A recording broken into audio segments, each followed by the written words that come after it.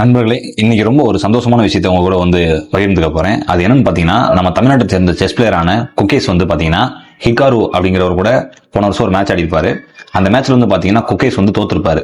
தோத்ததுக்கு அப்புறம் ஹிகாரு அந்த வெற்றியை கொண்டாடும் விதமா அவர் என்ன பண்ணிருப்பாருன்னு பாத்தீங்கன்னா, குகேஷோட ராஜா காயின் இருக்குல்ல, அந்த காயினை எடுத்து தூக்கி எரிஞ்சு செலிப்ரேட் பண்ணியிருப்பாரு.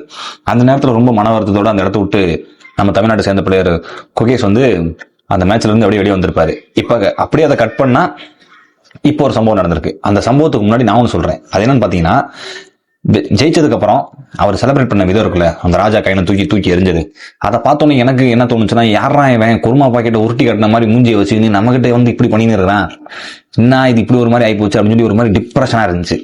அதுக்கு பதில் கொடுக்குற விதமா இப்ப என்ன இருக்குன்னு பாத்தீங்கன்னா, திரும்பவும் குகேஷ்க்கும் ஹிகாருக்கும் ஒரு மேட்ச் நடந்திருக்கு.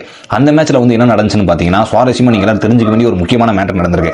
அதுல என்ன ஆச்சுன்னா, நம்ம தமிழ்நாட்டை சேர்ந்த வீரர் குகேஷ் வெற்றி பெற்றிருக்காரு. அவர் வெற்றி பெற்றது மட்டும், அவர் ஜெயிச்சது மட்டும் இல்ல, அவர் ஜெயிச்சதை மட்டும் முக்கியப்படுத்தி நான் சொல்ல, அவர் ஜெயிச்சது எனக்கு சந்தோஷமான விஷயம் தான். அதுக்கப்புறம் அவர் பண்ண விஷயம் தான், என்னதான் ஹிகாரு தன்னோட காயினை தூக்கி எரிஞ்சு செலிப்ரேட் பண்ணி தன்னை கோவப்படுத்தியிருந்தாலும் அவரு அதுக்கு பதிலாக எதுவுமே பண்ணல. விளாண்டு முடிச்சதுக்கு அப்புறம் எல்லா காயின்ஸையும் எடுத்து திருப்பி ரீராக்ட் பண்ணிட்டு இருந்தாரு, வரிசையை வச்சுட்டு இருந்தாரு. அங்கிருந்து ஒரு சொன்னதும் அங்கிருந்து எடுத்து வைக்கிறதுக்கு சொன்னதுக்கு அப்புறம் சரி அப்படின்னு சொல்லிட்டு பாதி எடுத்து வச்சுட்டு போனார். That is great.